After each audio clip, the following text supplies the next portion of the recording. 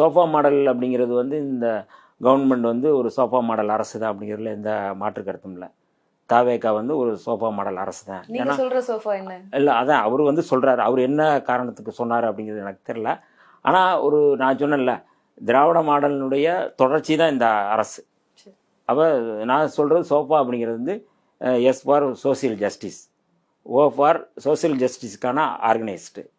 நீங்கள் அதுக்கப்புறம் வந்து எஸ்ஓ எஃப் வந்து freedom, A for anti corruption இல்லை ஆண்டி கேஸ்ட்டு, நீங்கள் எப்படி வேணாலும் எடுத்துக்கிடலாம்.